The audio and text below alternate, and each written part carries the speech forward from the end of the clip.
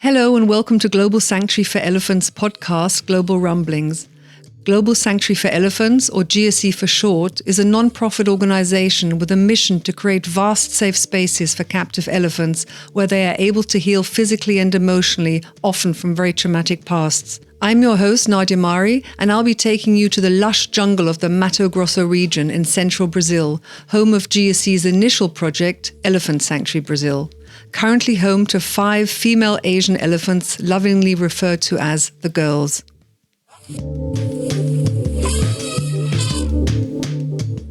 Hi everyone, welcome back and thank you for tuning in again this week for a new episode of Global Rumblings. I can't actually believe how fast the last 2 weeks have flown by, so let's head over to Brazil to say hi to Kat and Scott. Hi you two. Hey Nadia. Hi Nadia. It's already been 2 weeks? Yep, time flies when you're having fun. Is that what we're doing? That's what they call this. That's what they call this.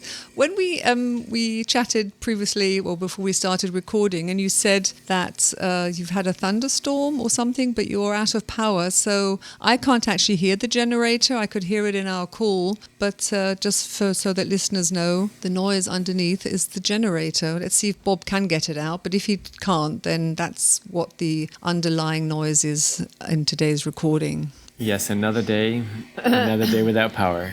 That's what happens when you live in the middle of nowhere, and apparently somebody blinked the wrong way, so we lost power. So it goes. But we've got internet, which is good. So otherwise we wouldn't be recording today. Okay. Talking about time flying by, let's talk about the inevitable. When this podcast comes out on the 3rd of December, it will only be 3 weeks until Christmas. Holy cow. Shock horror. So let's talk about how listeners can support the work of Global Sanctuary for Elephants by shopping in your online store. Yeah, we have some cute stuff. We have holiday stuff. We have some ornaments and that sort of thing. We have normal t-shirts and hats and that kind of thing. We also have our calendar for next year is out. So I think they're actually having a sale for, I think it starts Black Friday or Cyber Monday, or I don't know what any of those holidays are. I don't shop. Green Thursday. We take care of elephants. I don't generally go shopping. But they are supposed to be having a sale for that, which will extend past, I think it's like a week or 10 days. So it should still be going on when this airs. And then fantastic. When people are at the shop, you can also buy things for the girls. They have gift baskets for the girls and different items that we need and use, everything from medical to Fruit Loops. And then you can always adopt one of the girls. A bunch of ways you can support them, support the organization, get some cute stuff. Through the years, we've had a lot of people when we ask them, how did you learn about the organization? There's a fair number that said because somebody got me a gift, or they adopted an elephant in their name, and they became hooked once they understood more about what the sanctuary was and the purpose and the mission and the recovery of the elephants, and they became hooked. So it's a great way not only to check off your shopping list in all in one stop, but also help more people become attached to the work that we do.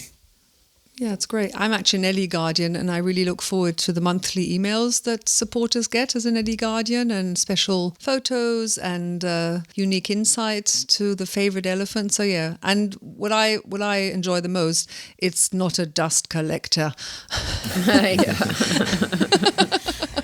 Too many of those.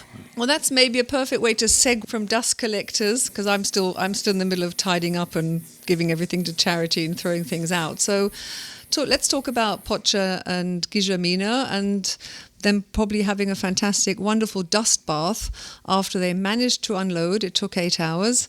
Pocha had played around with the drain pipe, had a lovely bath. You managed to unload Gigi as well. So take us there again, their first days, weeks, months at the sanctuary, but maybe the first night after everyone had left and everything was calm. How was their first night?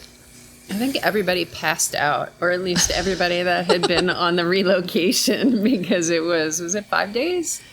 Yeah. And then as long as they took, because it was, I don't know what time in the morning by the time that everything wrapped up. And I think everybody who was involved in the relocation was quite done at that point. Yeah, and I don't remember what happened with them that night. I remember the next morning, and because we had talked about it during their trip, saying, we had done I think it was a live from their first morning on the road, and them seeing the sunrise off the side of the crates and just wondering what that would be like, looking out and seeing the sunrise and seeing that horizon from inside the crate, but seeing that for the first time.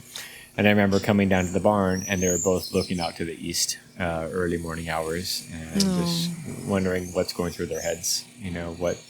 What that must be like to not only not be in the crates, but to not be in that concrete pit and being able to look out and able to see nothing but the natural world around you. And were they very vocal? Were they very vocal, squeaking, rumbling, trumpeting, or do you remember? They were always very vocal. There was not a time when they were not vocal. Whether it be through anxiety or just reassuring one another or just a moment of, hey, this is really cool, and celebrating life. They were vocal all the time. They were vocal to a point where the dogs were kind of a little put off by them. And our dogs are great. They've been around, the elephants since the beginning of time. Minnie and Molly lived here before we did.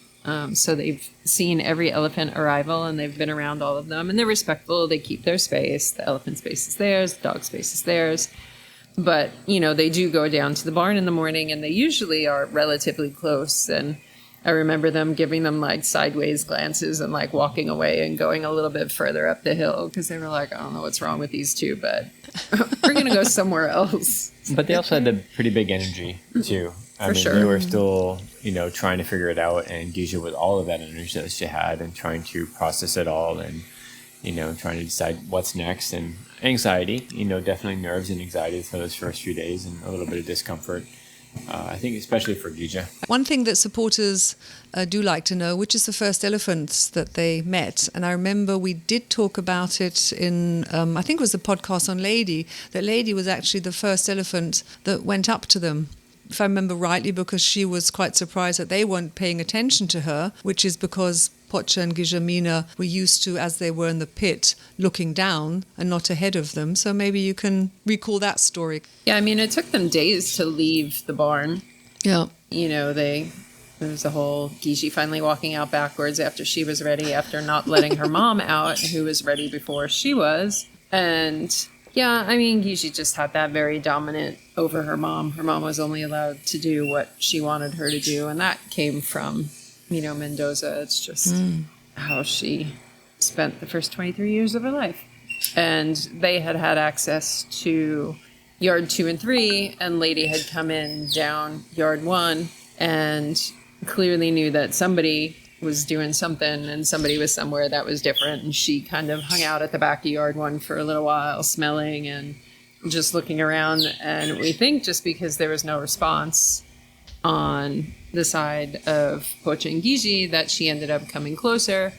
And she went by the divider fence between 1 and 2, and she was probably, I don't know, maybe 10 feet from the fence line, smelling in their direction and looking at them, and neither one noticed that she was there at all. Oh, wow. They just weren't looking. So for her, she was like, oh, cool, nice and relaxed, which, of course, she did learn just a couple of weeks later that actually wasn't how they were at all. But, she hung out over there for a little while, then went to the tree and hung out in the shade in the mud wallow and ended up leaving. But it was that thing of, for her, it was comfortable because they weren't coming over and trying to say hello and trying to do anything with her. But it wasn't because that was who they were, not even in the moment. They never saw her. Yeah, they hadn't really connected to the world around them yet. And I think part of that is because they had each other. Mm-hmm. And I think if either one of them would have been there alone, I think they may have responded differently. And also I think they would have adapted a little faster. But because they had such comfort with each other, I think it allowed them more or less to be okay with just hanging out with each other. Even their little explorations outside, the few little steps outside and then back inside, outside, back inside, because they still had each other inside, and I think if they had again, alone, it would have been a different process. Not that it was a bad process, just a little bit different than the others compared to what it's like when an elephant comes on there, makes their first steps of the journey on their own. Yeah, and we used to go down at night. We go down with new elephants or sick elephants. We go down at night to check on them, make sure everybody's good, give them a little bit of food. And we started working with Pocha and Gigi, just doing little things, trying to, because they hadn't had any sort of foot care or anything like that. So trying to get them to do foot presents, getting them used to the restraint shoots before they had gone out and stuff. And their vibe at night was definitely much different. They were much more settled, still vocal, but quieter vocalizations, more rumbles, and, not quite as blaring as they were during the day. Definitely just a much more settled energy. And separating, we would work separately with each of them. Not always the same, although I tended to have Gigi and you had Pocha for the most part. And just, getting them used to stepping away from each other a little bit and just having a different individual attention to kind of. But even when we hadn't seen them explore that much outside, there was clear signs that they were outside at night. Those two made a mess of those first 3 small yards. we had, yard 3. Especially yard 3 was pretty grown up at that point. A lot of brush, a lot of smallish trees, and if some of the trees when they first start growing here, you have 5 or 6 trunks growing out of the same area, and you come over, they'd be split in half and folded down in opposite directions. They just completely ravaged yard 3. It used to be that you couldn't see the back of it, and it was a relatively small yard, but after Pocha and Gigi came, you could definitely see a lot more of yard 3. I remember you said that they. I remember you said about considering they didn't know what an obstacle was, they just barged through it. Yeah. Yeah, they just walked right through. So they were clearly exploring on their own and checking things out and doing their thing. And I think for me, if memory serves, which it doesn't always in my brain, the first elephants they came across was the rest of the group. They were all back at the back of yard 2, all at the same time. Oh. So everybody came back. I don't remember who was first in that. I know Bambi was the first one to actually try to interact with them.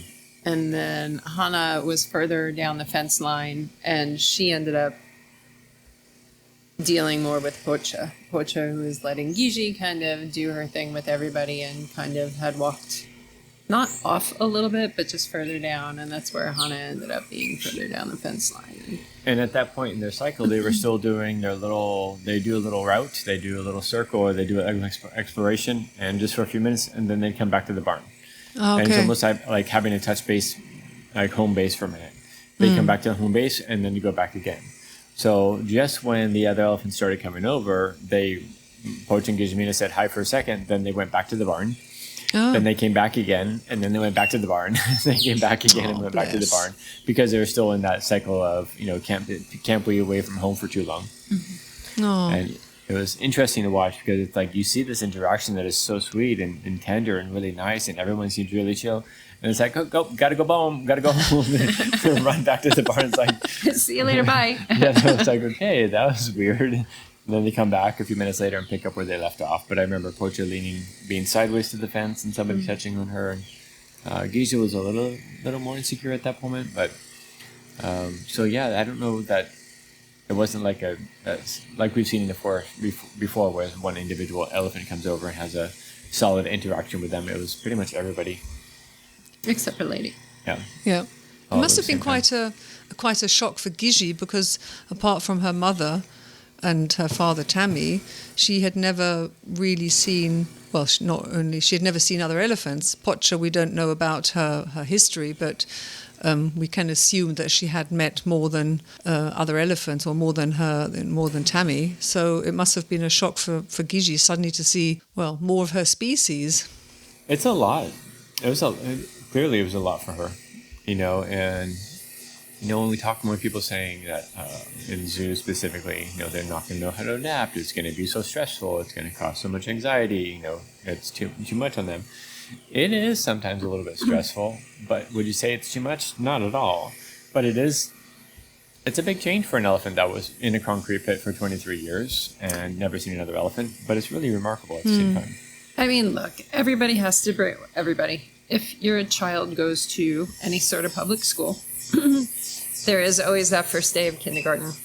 It is your child has pretty much spent most of their time at home. They've never been to school before. They're going to meet, 30 different new kids. They're going to have a different schedule. They're going to have a teacher who may want things regimented in a certain way, so on and so forth.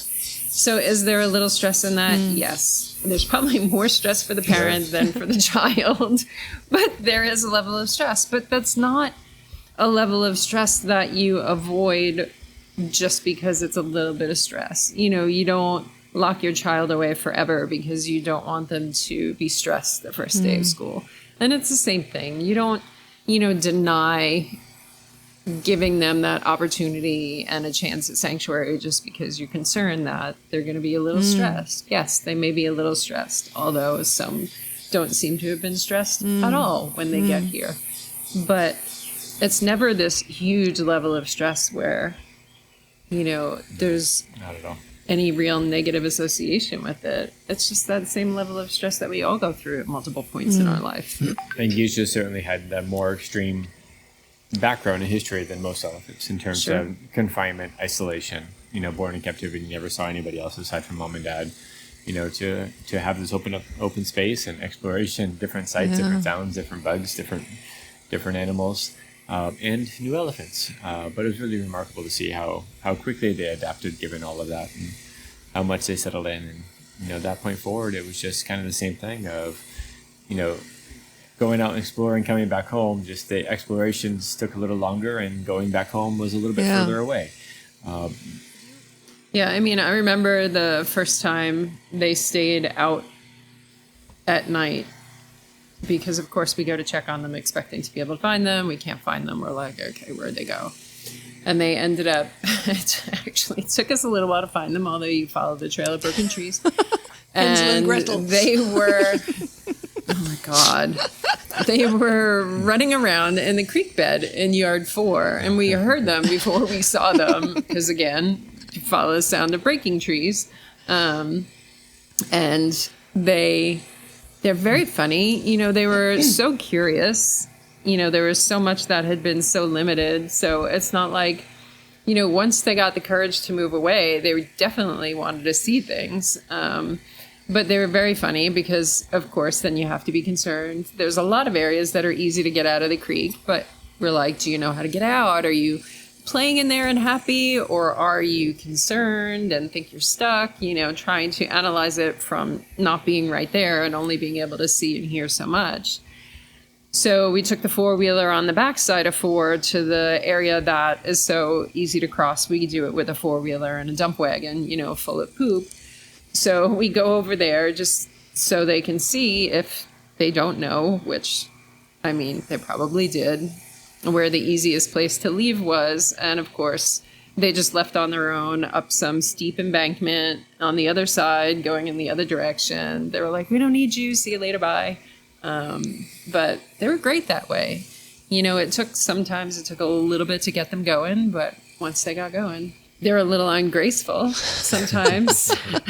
You said that Guillermina was very dominant of her mother. So did you notice, was she very, I want to go back to the barn now because I'm not feeling well anymore. I want to go back home. And then you realized that, or saw maybe that Pocha wanted to stay with the other elephants. Was she dominant in that sense as well at the beginning? Do you remember?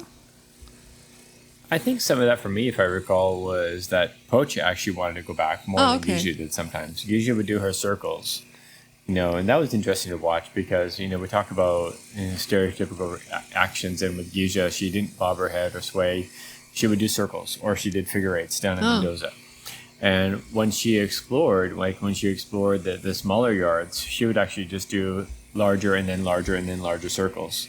So she'd leave the barn, do a small circle, walk around again, do a larger circle, and then increase that until it ends up being like 3/4 of the size of the yard, but still a circle. and coming back home. So there was that comfort pattern that she had developed, and that's part of how she explored. And we even saw it inside the yard floor sometimes. They'd be by the fence or they'd be doing something, and Giza would go do a giant circle. And sometimes the circle was relatively close to the fence, and sometimes it was leaving the fence and going all the way around the pond and coming back to that same spot again. But I don't know that, as far as Giza's control in that, I don't think it was as much once they had more space. Mm-hmm. It was when they were still exploring the first stages of it. And she would still dominate her mom, sometimes at dinner, and sometimes things she would want to, displace her mom, but not like she was when she first came. No, I mean, when they were in, before they had left the barn, I mean, she would hit her mom, she would kick her mom, she would kick her mom in the face. Like, oh my God. Full on kick her mom in the face. And we were like, holy cow. It's like, what are you doing? Your poor mom, she's so sweet, and her mom doesn't do anything after she does it. She just takes it. And it's like, oh, no, you can't do that. And Giza really didn't understand that that wasn't appropriate behavior. I mean, it's how it had been probably her whole life with her mom once she was big enough to do anything like that. Because I know they saw it in Mendoza. Carissa would let us know Pocha tried to go in the crate and Giza hit her. But it was something that we had talked about with Dr. Joyce Poole, who's on our board and is the head of Elephant Voices, who works with wild African elephants, and talking about how that's something that would never happen in the wild with elephants. In the 45 years or whatever it is that she's been studying wild elephants, she said she's never seen it and it would never happen. These are things that are only manifest through the limits of captivity, and people just are like, oh, she's just pushy, oh, she's just aggressive, oh, she's just whatever, when the reality is that is not anything that would ever be seen outside of the confines of captivity. So we had a lot of interesting conversations about Giza with her mom and behavior with Joyce, because it was very, very, very strange, but thankfully shifted really quickly, with having more space, with being outside, with being around the other elephants and seeing that,